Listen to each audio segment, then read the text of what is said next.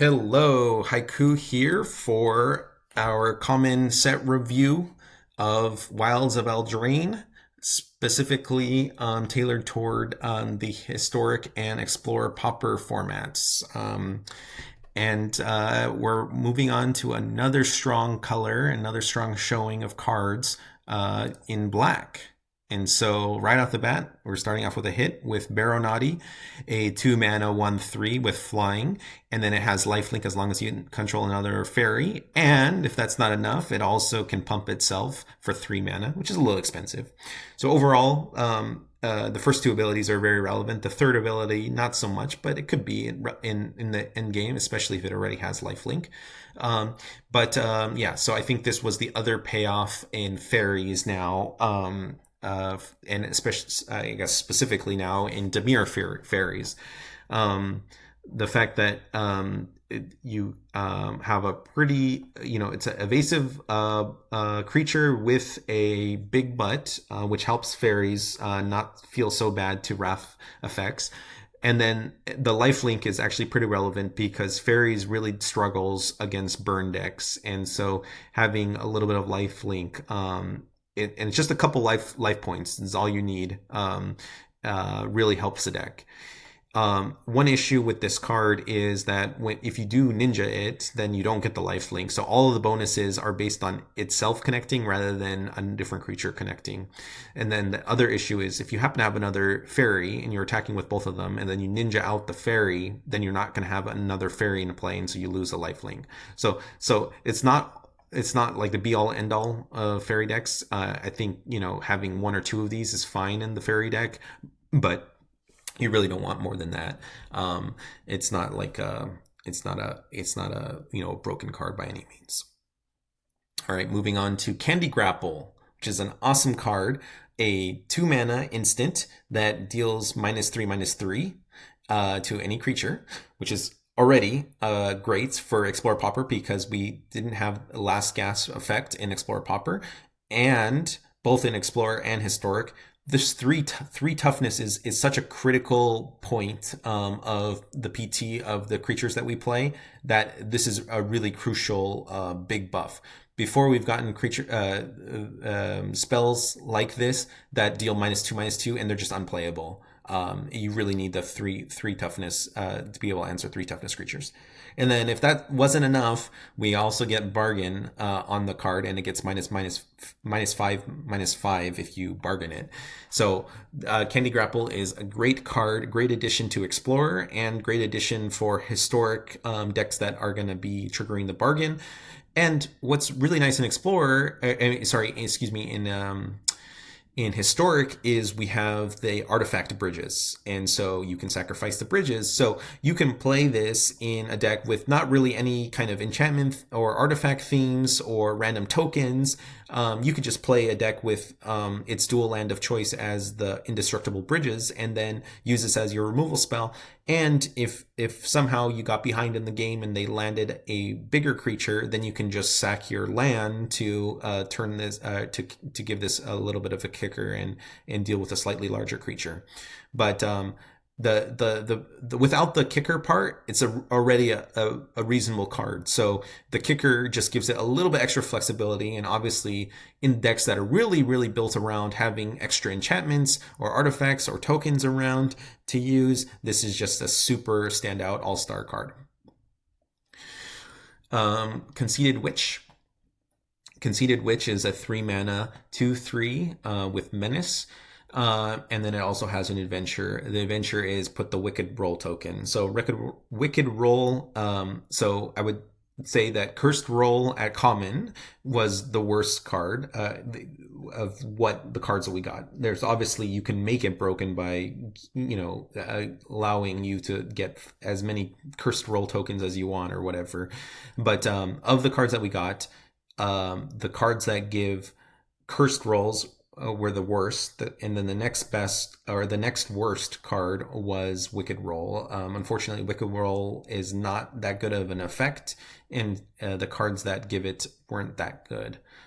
This is probably the best of them, being that it's an adventure card, and the front half of the body is not too terrible, but unfortunately, it just all this stuff is not too terrible, not too terrible, not too terrible mana cost in a stat line, and just not. And overall, it's not a terrible card, but it's definitely not enough to be constructed playable. It was a long way to get around to saying that it's not constructed playable. All right, Ariet's Whisper. A 4 mana sorcery Mind Rot effect, discards 2 cards, but then you get a Wicked Roll token. Again, I kind of alluded to before. This is just not good enough to see play. Feed the Cauldron. Destroy target creature with mana value 3 or less.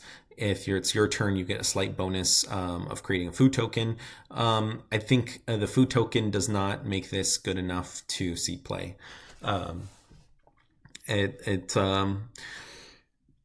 There's just not enough food payoffs other than Cauldron Familiar, and Cauldron Familiar is not lacking enough. It's not lacking in the food token part, so not quite playable. All right, Fell Horseman, 4 mana, 3/3. When it dies, you put it on the bottom of its library, and then it has an adventure where you can raise dead, not raise dead, entomb, or not entomb, disentomb. What is that card called? Oh my goodness. Anyway, it's the 1 mana. Put a creature from your graveyard into your hand, but it costs 2 mana now, and it's stapled to this creature. Overall, this is just not a playable card, but it's interesting that this effect, when it dies, it's put on the bottom of your library. We do have a couple decks that are like trying to like grind down, and then they get down to the last couple cards in their library versus trying to mill you out. And so this effect could be kind of relevant in Historic Pauper, but it's just those decks aren't quite strong enough or quite relevant enough that this effect is what those decks want to kind of grind out the last of the game. So unfortunately, Fell Horseman is not there. Hopeless Nightmare. So this is one of my favorite cards of the set. It's a 1 mana enchantment that when it enters the battlefield, each opponent discards a card and loses 2 life. So already there, that's a pretty solid card because there's so it's already a solid card because you're discarding a card, their worst card, but then you're also burning for 2. So it's relevant in the red black burn decks. But then also it being permanent that has a relevant ETB that you can bounce and replay is also super great. So in the enchantment decks, the Core Skyfisher bounce decks, you get another bounce target that has a reasonable effect. And this makes them a little bit more aggro-y. Which is kind of interesting for that deck because that deck was kind of like a toolbox kind of style deck, or just kind of grind down, where this kind of gives it some real punch where, if you've just bounced this and replayed this just once, that's already 4 damage and 2 cards out of their hand. And so that represents like a pretty significant beatdown threat. And then obviously those decks are probably bouncing this much more often too. The other deck archetypes that this fits into, which is it's not just enchantments and red black burn or just mono black burn. It also fits into any deck that has bargain as a text, or pseudo bargain, which is basically sack a permanent or an enchantment. So that card, oh my goodness, I forgot the card's name. I keep wanting to call it Fatal Push, but it's not quite Fatal Push. It's oh, now it's going to bother me not to think of it. So I'm going to have to look it up. Well, let's see. Final Payment. Final Payment. That's what the card is called. So this works really well. Final Payment, which is a white-black card that can kill a creature, but then as a cost, you either have to pay 5 life or sack an enchantment or a creature. And so this being a random enchantment in play that you want to actively sack, because again, when it sacks, you get this Scry 2 ability, is just great. So it fits into a lot of different archetypes. And like I said, bargain, burn, enchantment focused decks, and then also the kind of I think that covers most of them, but yeah, just really stand out card that fits into multiple different archetypes, and it's really gonna be a dream to brew around this card and kind of try to utilize it to its fullest. All right, moving on from this one to Monstrosity. I love the pun. 2 mana, 3/1 in black is pretty good stat line. Again, I guess you probably know where I'm heading toward. It was almost a good stat line until you get to the 1 toughness. Three power on a 2 drop in black is pretty awesome, and having a relevant on death ability is okay. It didn't have to be much, but unfortunately 1 toughness just too too bad. All right, not dead after all. Um, it is another one of these effects, but now you get the Wicked Roll token instead of a +1/+1 counter. So it can be plus or minus. A lot of decks care about +1/+1 counters and utilize those, or give bonus to creatures, or proliferate with +1/+1 counters. But at the same time, there's a lot of decks that use enchantments and get bonuses for having more enchantments in play, or enchantments to bounce and stuff like that. Obviously, bouncing it wouldn't be the best, but giving another bargain target, or ability to use bargain, is also relevant. So this card is pretty interesting. I wouldn't be surprised if it sees fit. I can't quite think of a deck that kind of can utilize it all, but it's certainly contender, and it has enough going for it that's different enough from the others. I would call them like scam cards of Undying Malice, and there's another instant card. I actually forgot the name of the other one. So this should see play. And so yeah, so I'd be looking out. It definitely replaces that card, those cards in the decks that don't care about the +1/+1 counter. And then it potentially even allows some other decks to kind of play around with getting another enchantment into the battlefield. Rat Out, unfortunately not playable. It's a 1 mana instant that gives a creature -1/-1/-1, and then you get a black rat. We already had this with Fungal Infection, but a little bit better because the thing could block. So you could kind of trade up with a 2 toughness creature at instant speed for 1 mana. But yeah, just not quite there. If the rat synergy mattered, which again, there's no rat synergy cards at common, so it's unfortunately not playable right now, and I don't think would ever be playable. Even Fungal Infection, which is a better card than this in the abstract, it doesn't see play either. So Fungal Infection, I guess maybe 1 or 2 in the sideboard of the token decks. Rowan's Grimchurch, a 3 mana instant that basically draws 2 cards and you lose 2 life. So already starting off pretty strong. We already had that effect. It wasn't playable, but where this card really shines is the bargain effect. If the spell is bargained, you get to look at the top 4, and you could put up to 2 of them back on the library, and then the rest in your graveyard. And where I really missed the part was the up to part. I thought you had to put 2 back, so it was only ever digging you 4 deep. But this card actually digs you 6 deep. And so very, very strong as just like finding cards. But then also it's just really, really good at filling up your graveyard. So it's going to be an all-star in the graveyard-based decks like Green-Black Self-Mill in Explorer Pauper. And I think this card has enough going for it with filling up the graveyard to see play in Historic Pauper.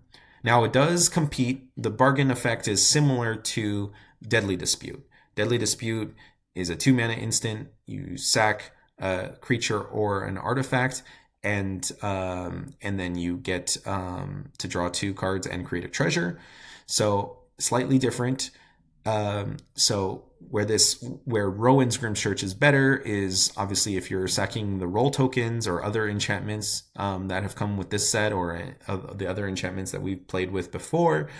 This is better. Or if you're sacking like blood tokens or food tokens, basically non-creature tokens that you wouldn't have been able to. I guess those are artifacts as well, so you would have been able to sack those with Deadly Dispute. I'm just trying to think of situations where you can bargain away what Deadly Dispute couldn't, and so the only one I could see is the enchantment type. So that's the only way it's better. So Deadly Dispute is a very, very strong card. So getting close to the conversation of Deadly Dispute is pretty reasonable. I still think Deadly Dispute is better card, but this one gets close enough that in the right deck, it could be what that deck wants rather than Deadly Dispute. So very interesting card. So it's like very borderline. I wouldn't be surprised either way if it did see play or if it ended up just being a dud and not seeing play. Losing 2 life is a pretty big deal in the formats. They're just so fast right now that it's a pretty big downside to hurt your own life total. Scream Puff, not playable. Unfortunately, a 5 mana with a 5 mana creature without an ETB is just not there. Shatter the Oath, a 5 mana sorcery, kill a creature, create a Wicked Roll token. Again, Wicked Roll is not really good enough that you're willing to pay almost 3 extra mana and go down to sorcery speed for a kill effect. Yeah, just not playable. Stingblade Assassin, a 4 mana 3/1. We've had this effect before. This is the first time it's a fairy creature type, which is sort of relevant, but again, 3/1. Especially the fairy decks, they're already so wary of the one toughness and so weak to end of festivities that you really don't want to add another card, even if it's flash and you can get in a hit before it gets wrathed. Just not playable. Too much mana for too weak of a stat line. Sugar Rush. Interesting card. I don't think we've ever gotten this kind of effect. I guess we have a little bit. I guess we've gotten this kind of buff, but it's never been attached to draw a card. But so yeah, just a buff to the power of a creature in black, and then you get a draw card. Like I said, being a kind of a unique effect, it's hard to evaluate it, but I don't think it's good enough. We already have Blade Brand, which gives a creature Death Touch, which is kind of like giving it infinite kind of, and it draws a card, infinite power, and it draws a card. But like this having the effect of potentially making a life linker gain you even more life, or getting into the last points of damage, at which point draw a card is not relevant. So I don't think this card is good. Yeah, I don't think this card is good.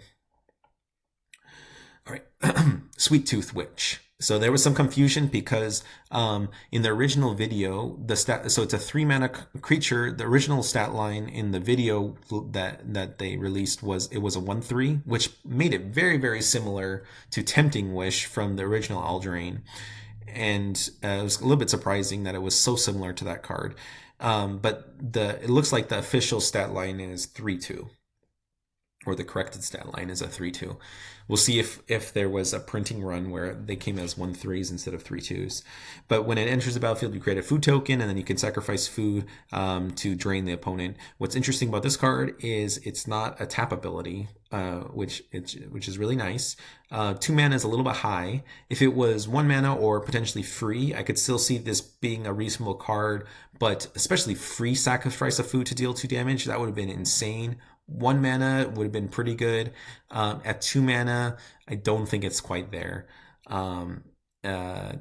Just, at 2 mana, you could have just sacrificed the food to where I see it, the benefit of this is you can trigger sacrifice, like creatures that get bigger when you sacrifice stuff, or deal damage when you sacrifice stuff.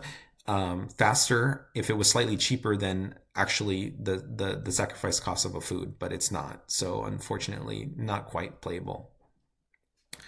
Voracious Vermin, a 3 mana 2/1 that also makes a 1/1 token when it comes in, but this is another one that grows when a creature dies. So this is slightly different from the other ones. Normally, this effect, like Ataxian Infiltrator, was it grew when you sacrifice a permanent, but this is when any creature dies. So it's slightly different templating.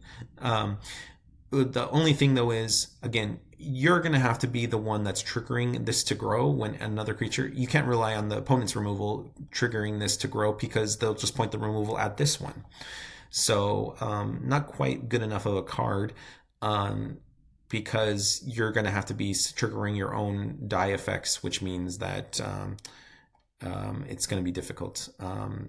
in that kind of deck. It can make a little bit difficult for your opponent to block your creatures, because then they don't really want to trade, because then this is growing.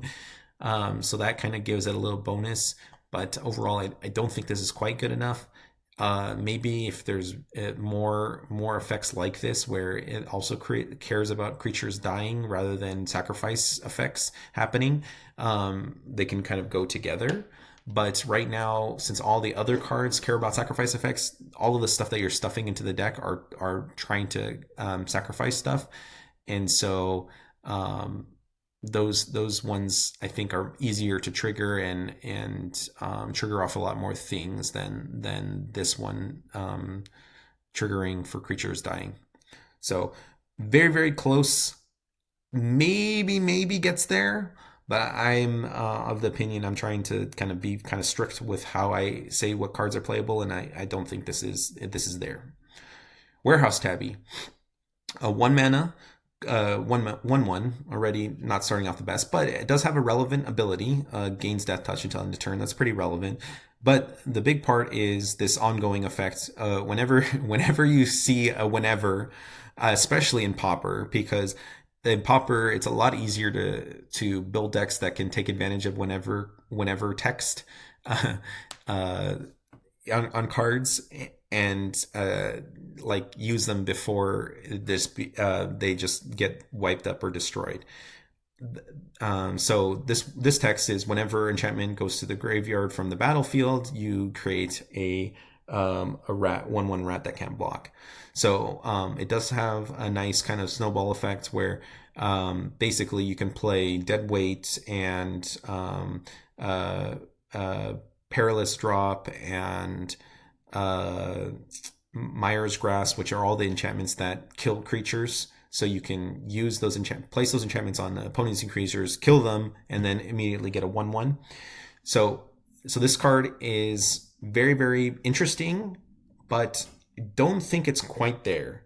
And it comes down again to the big issue of only having 1 toughness. This ongoing effect is really good, but it also creates 1 toughness creatures. So its weakness also negates all the value you've been trying to accrue with the synergy, inside the deck that is based around its synergy. It just gets so cleaned up very cleanly by a Suffocating Fumes or End the Festivities. So unfortunately, this is not there. If they had just made this a 1/2, it was fine if the tokens are 1/1s and they can get wiped up by a Wrath.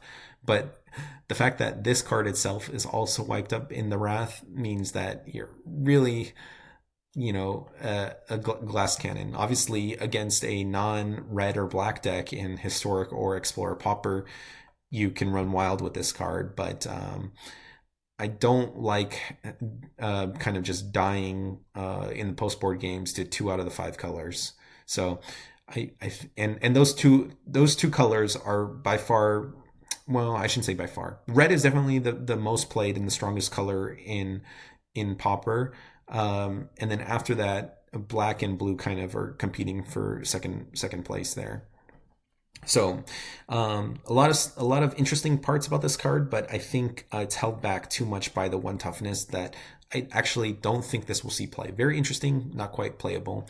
I could see if you could convoke, like kind of utilize the creatures somehow, like with convoke, or if you could grow the creatures, which we only have one thing that can buff creatures' toughnesses, and that's Fortifying Provisions, which is an enchantment that all your creatures get +0/+1.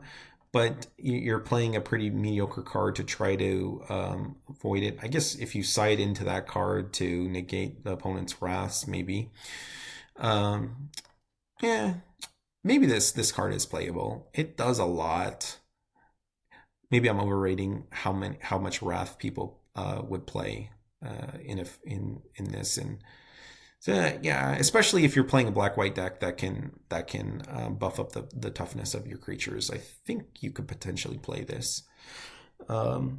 Yeah, maybe I was a little too down on this card. I was excited about this card when I first saw it, and then I tempered my excitement. But now I'm kind of convincing myself that this card is actually fairly that you can play it in constructed, and it can be the basis of a deck in constructed historic pauper or explorer pauper. So yeah, actually.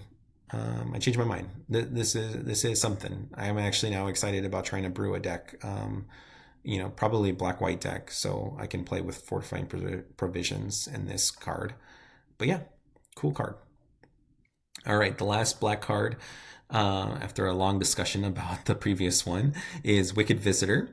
Wicked Visitor is a 2-mana 2/2. We're getting a lot of bears in this format, 2-mana 2/2s, and it has a slight bonus whenever an enchantment is put into the graveyard. Each opponent loses 1 life. So this bonus is much, much worse than this bonus of whenever enchantment is put into the graveyard.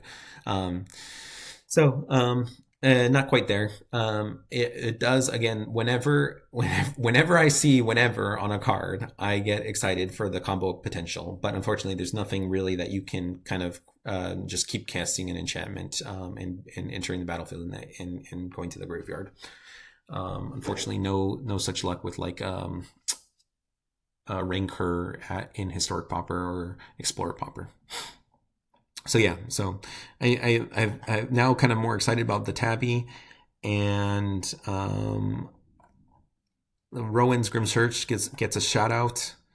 Hopeless Nightmare is one of the standout cards in black, and obviously Candy Grapple and Baronati are just gonna be solid role players in their respective archetypes. So overall, black pretty strong, and what's nice compared to blue is that its strength is spread out into multiple different archetypes and different card types. So it's a little bit more balanced. So I'll see you for the red review.